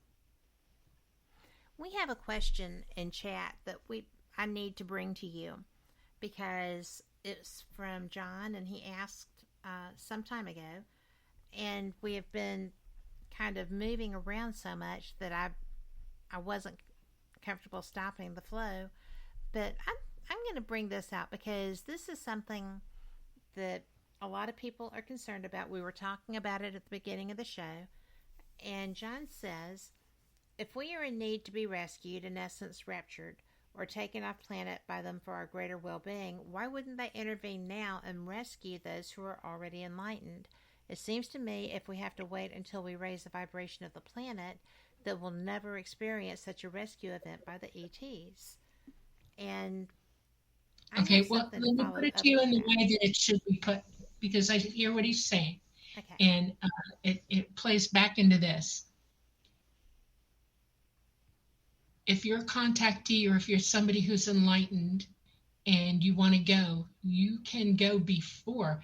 Not now because they're not here. I mean, we've reached the point now where they can't help anybody right now, okay? They're not here. Absolutely not. So it's coming. When they come, their purpose to do this is to get as many of us off as possible, okay? And that means wake up, because when they open the doors, you're either going to be terrified of them because you don't know what's going on and run like hell, or you're going to be enlightened enough to walk up to that door boldly and bravely and get on. I am a pilot, and I encouraged myself to want to be one, not knowing at that age what it really meant for me to do that, and that is I am a liaison. When I open the door, you're going to see me, and it's easier to look at me and not a tall gray, and go, because you've been conditioned not to see them in a good light. But I'm human, okay? And so when I open the door and I say it's time, you go now, or you don't go at all. You're more apt to listen to that and come for it, especially if you're woke, okay? Okay, and we're talking about awakened woke as opposed to politically woke. Right, not politically woke. We need woke. to clarify You've that. awakened mentally and spiritually. The people who are not going with them are not going with them, and it's going to be sad for me to see, because we'll come for everybody at that point. And if you're awake and know who we are and see us as friend, and this is your chance to get out of here, you'll go. But there are literally going to be people who won't see them come, will turn their back on it and not get on board. They will miss it. And it's extremely complicated how that works, because your brain has a tendency, those who are deluded will remain deluded, and those who are awake will be awake. And that's how we know who's going and who's not. So when we open the doors, if you're awake, you'll come. That's the key to this whole thing. It's not that they're choosing not to come. They're choosing to come at a time that's safe for them to get here. And all of us, listen, you don't want to get on a craft with the way it is right now. Trust me, it's too dangerous. You could crash with them, and they're not going to try to hurt you in any way, shape, or form. Not in that way, okay? It's stupid to try. But when it's safe to come back, they'll land on every road, every driveway, every airport, every parking lot, you name it, fields, everywhere. It will be obvious. You will have the opportunity to see them and to go. Yes. And, this is the message a lot of contactees are getting, by the way. I hear this quite often. Yes. I have in my work with them gone to other worlds in the situation that we are in now, when it was time to pick up who we could, and been trained to do so. And it's a complicated issue, because when we landed one time that I was taken to go, we opened the doors and I thought everybody would run. No, they don't. Only the ones who were conscious of it and awake and aware came. And it was a lot of them, which made me happy as all get out. Trust me, you don't want anybody to be afraid when bad things are happening. You want them to be calm and know that this is a good thing happening, and to take the choice to go with them. And they did. The ones that were going to did, and the ones that didn't want to have anything to do with it did not. And it was a bit sad, but I got through it okay, and I managed to file it for future reference, because I know the day is coming here that's going to happen, and I will be on board, and I will be landing, and I will be opening the doors. And my message is, please understand that they are not going to hurt us, that they're going to give you a chance to finish out this lifetime that you chose to be here. We all came for this. That's the point. We all brought ourselves into this life, into this existence at this time to go through this. And I just hope that you don't stay delusional and believe what the governments are telling you and hear the truth and understand that this is an opportunity for you to experience one of the most enlightening, uplifting things and evolving things that you can do for yourself. It's a big deal. And you can choose whatever you want to do. That's true, and everybody will. But I want you to at least understand why it's happening. Because what is going to happen to this planet is very, very rough. We're going to go through some huge transitions before they can get back here. Our sun is doing its thing, and we're experiencing CMEs, and then they're going to get worse and worse and worse. We're going to see the planet go right back to the Stone Age. You're going to lose all electricity. That's going to hurt a lot of people, okay? So what you plan to be here for is going to happen one way or the other. It is evolving. It is teaching you something. You're learning from it. And that's the situation we're all in. You came for a catastrophe. Here you go. It's happening. And really, this is good news. That's what I always tell people. Because it's not doom and gloom. I know it sounds like this. It sounds like doom and gloom. I know my listeners are sitting there going, yeah, we're on the carousel, we're on the carousel, and the ride's over. Okay, get off, move on. That's what's happening. Yeah, and I think people on this planet have been taught to hold on to life corporeally in what they're at, and they get really angry when they think they can't live forever, or they get really sad about it too when they don't realize that they do live forever, just not in the body. They're alive. Everything that you are is retained. It's who you are. All your memories exist. And it's a really cool thing to wake up and use your innate abilities to see that, to understand. I mean, I have multiple lifetimes that I'm completely 100% aware of, lots of them. I know who I am. You all have the ability to do that too. You can see who you really are. Your physical body. So individuals can do their own past lives? Yes, absolutely. Yes. Yeah, this is why this is good news. And it's not doom and gloom, because if you have to shed your body, say, you know what, that's fine. You can get a better body. But the fact is, life on Earth now is so rough. It's been this way for a very long time, not hundreds, thousands of years. It's not supposed to be this way. This is unsustainable, the way we're living. Yes. We should not be so unhappy, so divisive, with unequal distribution of wealth. None of this is how we're supposed to be living.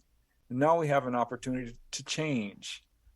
And this is going to be an amazing thing that happens. So this is something we should all actually be looking forward to. The universe ultimately is safe. We are indestructible, autonomous, immortal beings with unbelievable abilities and powers. This is what we need to wake up to. This is what we need to remember. Leave fear behind. Enjoy life. Recognize the fact that we are here to learn and take that opportunity. And I think we'll all be just fine. And we won't have to live in such fear and poverty and all the... Let me ask you a question, Kat. Okay. When you got hurt, what did you learn from that? What did it teach you? It taught me that I'm not immortal. Is what it taught me. How about that you can survive? Seriously, huh? That your ability to survive a tragic moment in your life and supersede, ascend from it, whole, intact. Your consciousness is intact in this body, even though it's hurt, is paramount for you to enjoy and learn. Yes. You're stronger than you know. And it's your spirit that's strong, not your body. And that you can bring your weak body through almost anything. Okay? Yes. I'm going to give you a few hints why this is true. And I'm talking now from my own experience. Okay? Okay. I have been, I have had death. I died once when I was 5.5, 6 years old. My spleen ruptured. I died. I came back from it. I survived it. I have been hurt, tragically hurt, with a broken neck and injuries to my body that were devastating. And I thought I would never walk again, and I did. I have been poisoned, and I survived that. I have been, I just broke my shoulder a month ago. Okay, I'm sitting here, trust me, with a broken shoulder, and it's like, okay, fine, one more, let's go. I've had, it's just everything that happens to me is a challenge to figure out, how do I exceed myself here? How do I respond to this? And this is one of the number one things that we're here for. That's why we're in a physical existence. How you respond, what your response is to everything, is your best teacher. You can either respond negatively or you can respond positively and work your way through it. And when you do, you see that all the lessons start to congeal and you go, oh, I get it. Okay. I commanded myself through this. I responded in a way that wasn't negative. I didn't hurt anybody because I was hurt. I didn't, my body is insignificant. It's me that's in control of this, not my body. Okay. You learn to live without your body in a lot of ways, that your body isn't the all superior, all being of existence. It's a temporary shell that you're indwelling to move on to other things. Absolutely. And that's why you're here. And it puts wisdom on you that you wouldn't have had otherwise. How do you know you're happy unless you've been sad? Okay. Exactly. How do you know what joy is without pain? Okay. Now, let me give you the big one. What's the opposite of fear? Joy. The opposite of fear is the joy of the knowledge that you don't have to be afraid. Yes. That the fear is the mind killer. You don't want to go there with that. Okay. You don't want it to stop you. I'm walking forward and I see something that might scare me and I stop and I'm missing this next step. And if I'm holding in place from that fear, I'm not helping myself or learning anything at all. So I walk through that barrier. I walk through it with knowledge. I walk through it with conscious will, and I walk through it knowing that whatever happens to me, good, bad, or indifferent, because I've walked through it, that I'm going to be fine one way or the other, because I'm still here in consciousness. Yeah. Okay. Whether my body is okay or not, doesn't matter. I'm still in consciousness. My consciousness can go anywhere and do anything it wants. I don't necessarily need the body to do that. And people need to wake up to that, because it's transient. This is just flesh that comes and goes in this dimension that you're indwelling. Get rid of it if you have to. Go somewhere, OBE, learn what's learnable. Let the universe talk to you.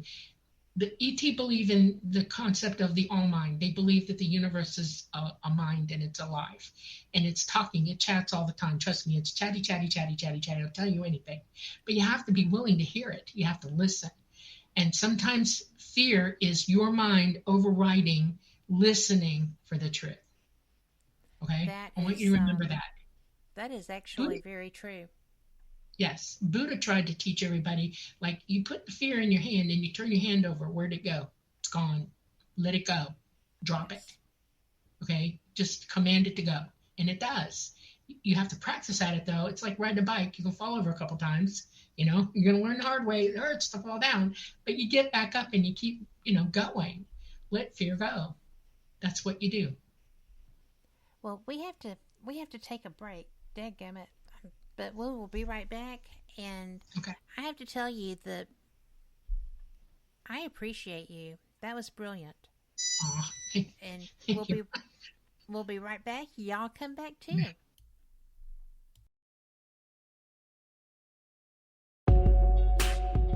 You're listening to WBHM Digital Broadcasting, the best in paranormal talk, only on Paranormal Experience Radio, broadcasting live out of Birmingham, Alabama.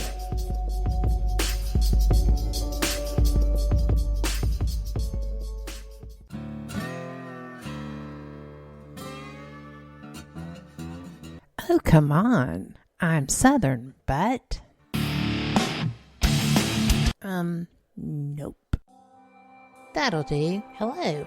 I am Kat Hobson, host of Paranormal Experience here on WBHM Digital Broadcasting out of Birmingham, Alabama. I enjoy having guests from all areas of the paranormal, from ghosts to ufology to cryptids and beyond. You'll find some of the best researchers in their fields bringing you some great information. Join me on Wednesday nights from 8 to 10 p. Eastern here on WBHM Digital Broadcasting.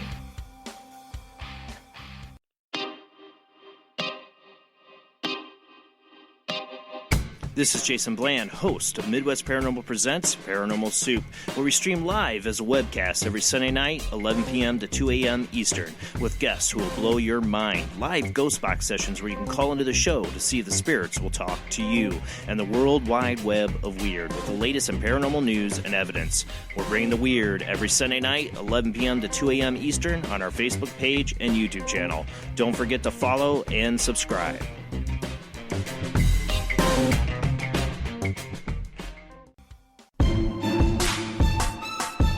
You are listening to WBHM Digital Broadcasting, the best in paranormal talk, only on Paranormal Experience Radio. Broadcasting live out of Birmingham, Alabama. Thank you for listening to WBHM Digital Broadcasting out of Birmingham, Alabama. The time is 45 minutes after the hour.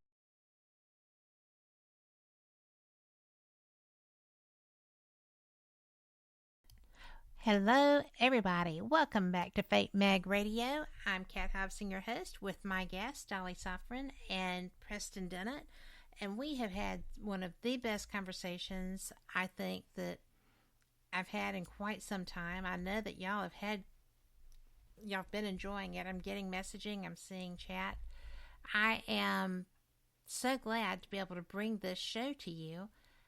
And I'm sorry that I interrupted you to go to that break, but you know, when you talk about overcoming fear, Preston's got a new book coming out soon about out-of-body experiences. He already has directions for that. I am really thankful that we have had this connection tonight, because I feel that it's been very important. I feel that it's been very important for our listeners. I feel like that where we are is not so much like John asked in our chat room. It's not that we have to wait until we raise the vibration of the planet. When it's time, y'all are going to be here to do the airlift.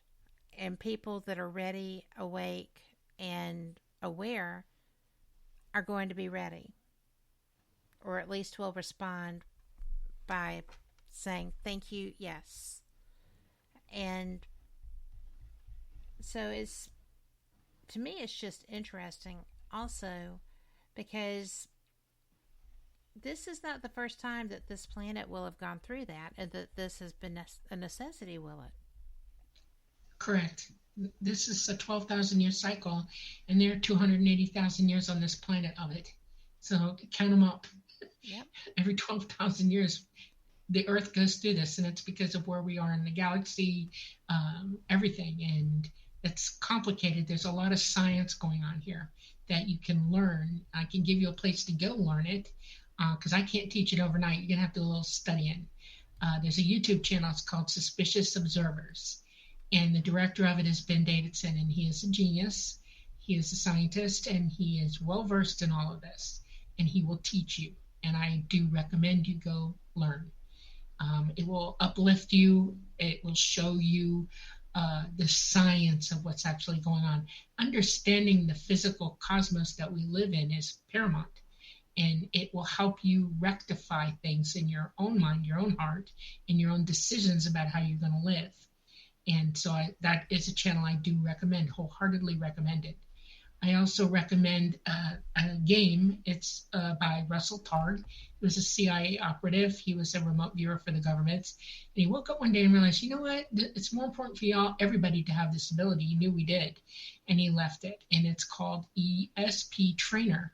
And you can get it at the Google Play Store. And of all places, you can work it on your computer, your Android, or your iPhone. And it teaches you to guide you through your psychic awareness, and it rates you. It helps you know when you're not doing it, and it absolutely shows you when you're dead on doing it. And there are different levels, and you do one level, you go to the next one, and the next one. It's really cool. Once you learn how to do it, start inviting your family over or get everybody on the phone and say, come on, we're all going to play this. Okay, we're all going to practice this. If you have small children in your house, please let them be psychic. They already are. Don't talk them out of it. This is a natural ability. We're born with it, and they express it right away in youth until they're talked out of it. Do not talk your children out of this. Let them be. Okay? Absolutely. And then play games with them. Play psychic games with them. Oh my heaven, the things that you will learn from your own children, because you've got to be as psychic as they are, and you got to backtrack a little bit to get to it. It's not going to be easy. I'm not pie in the sky. Oh, this works the very first time you try it. This is a lot of work involved, but you can do it. Start small steps. The basic part, and I've been mulling this over from that man's comment, is this. They can't rescue us. We have to rescue ourselves. We have to meet them halfway. You have to be ready to be helped. My dad used to tell me a joke, and this is a really good way of expressing it. There's a man, and there have been floods, and everybody in California knows about this right now, and everybody in Alabama knows what it's like to have a really bad flood. Georgia too. Anywhere that there's water, you've flooded at least once. And he's on top of his roof, and he's calling to God, God, please, we need to be rescued. Help me. Well, a boat comes by, and he says, no, I'm waiting for God to help me. A helicopter goes by. No, I'm waiting for God to help me. 5 guys in paddle boats and inner tubes are saying, come on, we're going to get you off. We'll get you out of here. He says, no, God's going to help me. Well, guess what? He died. He goes to the pearly gates, and Peter's standing there looking at him funny. And he said, what? He says, why didn't God come and get me? And he said he sent a boat, a plane, a helicopter, and 4 guys on inner tubes, and you didn't take one of them. What is wrong with you? Hey, what were you waiting for? You have to see what the help really is. Yep. And the help is this. You have to get off the roof, get in the water, and get in the boat. And that's why I said what I said about when they do come to help. Not everybody's going to enjoy that. They're going to make the decision to think that something else better is going to come along, or I don't know what the delusion will be. But it's delusional thinking that it's not going to get you saved. If you want saving, you have to meet it halfway. You have to be ready. And that's why they want you to hear their message clearly, loudly, embrace it, go for it. That's the only thing I can say to that. It's up to us, not them. Well, sometimes we just have to take ownership of our own situations. Yes, absolutely. And, it took me into my late 20s before I fully embraced that. I wasn't really bad about, just blaming everybody else, but I actually professionally had a situation come up that my boss wanted me to blame someone else for. Ooh. And I said, and that was a person that was lower on the totem pole. She probably would have been fired, blah, blah, blah. And I just looked at him. I was like, this was my mistake. It's not the end of the world. I've already fixed it. But this was my mistake. It's okay. I screwed up. Now we're moving on. But, that young woman would have been fired from her position if I had taken what I considered the coward's way out. You have to take ownership. Right. And the truth is the truth. We have to speak it to ourselves first, and then everybody else right after that. ET operates this way, by the way. Yes, do what's right, even if it's hard. I know, right? And, I knew he wasn't going to fire me, but it was still the right thing to do. It was just like, no. And I had 2 people that were just stunned when I said, you know what, I completely screwed up. Here, let me do this. This will, fix the situation. There you go. And one of them just said, I've never had anybody do that before. And I was like, I wish our government could do that. Our governments could easily just turn things around like, you know what? Let's do the right thing. Yeah. Let's have truth and transparency on this subject. Yeah. On a lot of subjects. There's so much that we're kept in the dark about, air quotes, for our own good. And some of them really matter. Exactly. And we don't ever get the chance to ascertain what we think is important because we're not told any of it. So that's very Tell yourself the truth first. That's always the best way. If you're in truth in your own mind, you're fine. Yep. Whatever happens around you is doable, period. ETs are wide open psychic. They hear the light and they won't attend it. When I was very young, if I did something stupid, everybody would go quiet on me and just stare at me. Mentally, nothing, no mental connection, nothing. And I would be scratching my head thinking, okay, I know I screwed up. I knew what I'd done, okay, right. But they're not reacting. And I didn't get what I thought I was going to get from it. And finally, somebody would say to me, okay, what's next? What are you going to do now? And I was like, what? Huh? And it's like, how are you going to own this? How are you going to explain the situation to us? What's going on? Yes. And I knew in that second, I was wholly responsible for my next statements or my next, what I did. And I knew that if I went the wrong way, they would not listen to me because they already knew the truth. Okay. And I went, okay, I made this mistake. I don't know what to do. And then they counseled me at that point. They said, you have to make amends. You have to atone for it. You have to make it right. And then when you do that, we'll talk. And I went out of my way at that moment, like, okay, I need to do this, this, and this. And I did it. I didn't let it go. I didn't do it next week or Tuesday. I did it right then on the spot. Yes. And that got me back in the swing of what I was supposed to be doing. And I was okay. They didn't judge me. They didn't punish me. They didn't do any of that. They just patted me on the back and said, okay, let's go. What's next? Okay. That's how we should treat each other. That's how we should be. It's an imperative to them. They can't exist any other way. They don't have governments because of that. They have consensus because they are that smart. They know the truth, and everybody cooperates with everybody else. There's no, I know more than you do. They don't act like that. They respect one another. They respect wisdom, and they respect the truth and knowledge. And consensus is what drives them. And that's how they decide what they're going to do. Some people have talked to me about the Galactic Federation, and I cringe every time I hear it. That's that person putting their objective reality onto ET, and it doesn't exist. That's not how they are. And I got approached by this person when I was in California for an event. Okay. And I mean, I didn't think it was real because it was so unexpected and not the way I believe the universe works. So, I certainly don't think that you have to pay a fee to be part of the Galactic Federation. No, you do not. I was just like, There's no such thing. Well, no, I mean, because we're all already part of that. We are innately part of that. We're united, right? Yes. We're uniquely all one. Yes. Yes. I mean, and to me, that's what it is. If you're going we to all put give a label to one on another. If you need this, you got it. I'm going to supply it. Yes. It's in my nature to want to do that, and that's because it's for the good of all of us. And if I see I can help you, I help you. No questions asked. Okay. Yes, that's what we do. That's what people do, should do.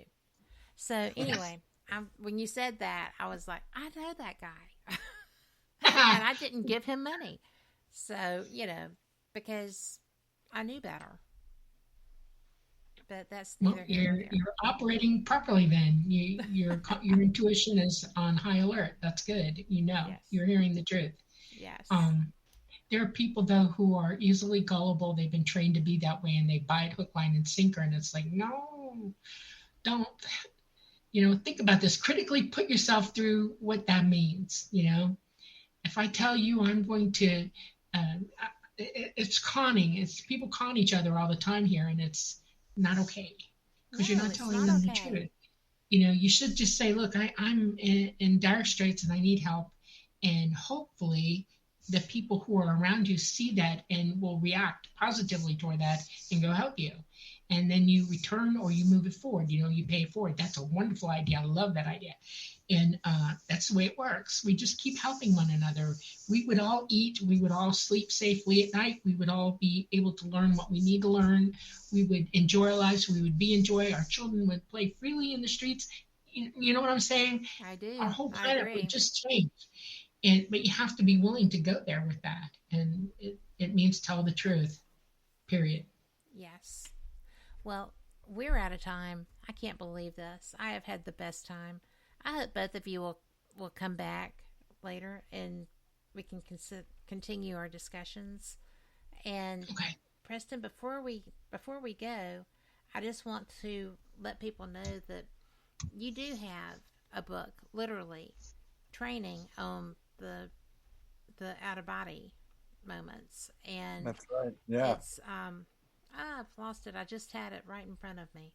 Out of Body Exploring, a Beginner's Approach, and it's available on Amazon, and it's really something that I'm going to be reading this week. So I am appreciative of both of y'all's time. I have had such a wonderful conversation with you. It's just been wonderful for me to have both of you here. And Preston, thank you so much for the connection, but thank you so much for being willing to come and share all of your knowledge. You have so much. And Dolly, you do too. I just appreciate both of you. Thank you very much. It's very kind of you. I appreciate that. Absolutely, yes. Thank you very much. Thank you for allowing us to bring this message forward, to tell the truth. It's a big deal. Yes. I mean, I just am thrilled to death that we've been able to have the conversation. And for all of our listeners, I hope that you enjoyed this nearly as much as I did. Thank you. Thank you for being here. I will see you next week. Same cat time, same cat channel. And please keep Phyllis in your prayers. Flow some positive energy her way. She's a very strong woman, but I know she'd appreciate the help. So we will see you next week. Y'all take care and be blessed. Good night.